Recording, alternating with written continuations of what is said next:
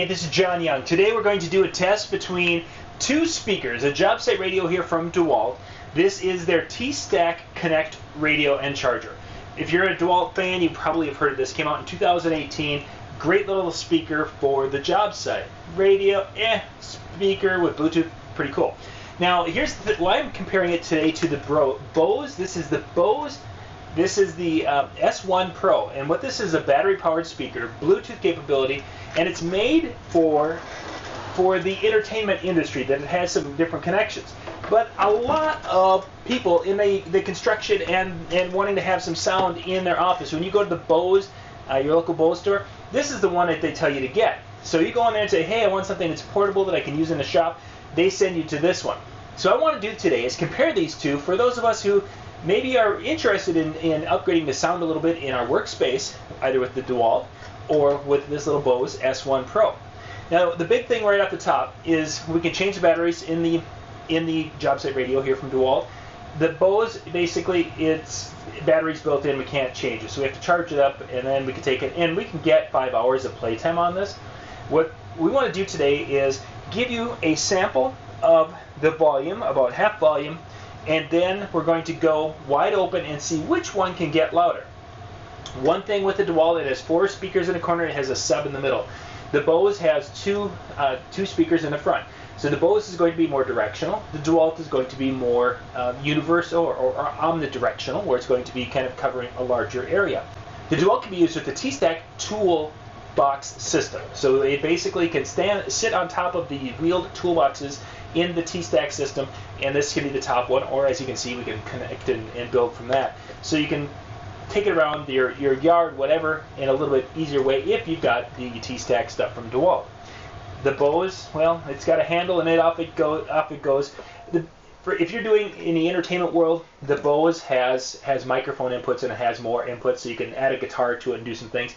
The DeWalt has, right inside here, has an auxiliary input. It's an 1/8" jack, which is kind of the one on your older cell phones, not your newer iPhones, but your older ones or your Droids.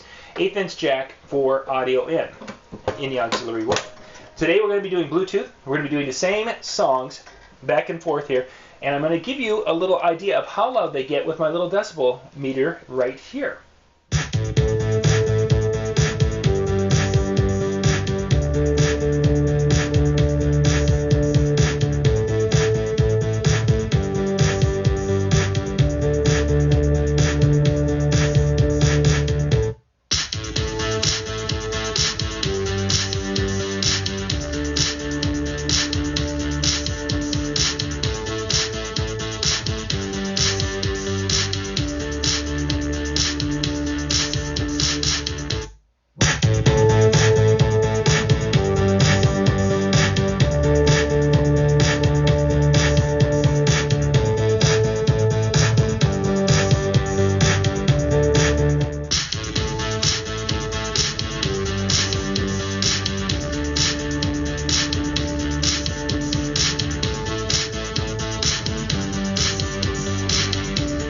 So that was a super informal test. The Bose gave us approximately 110 to 112 decibels at max on that little track I was playing.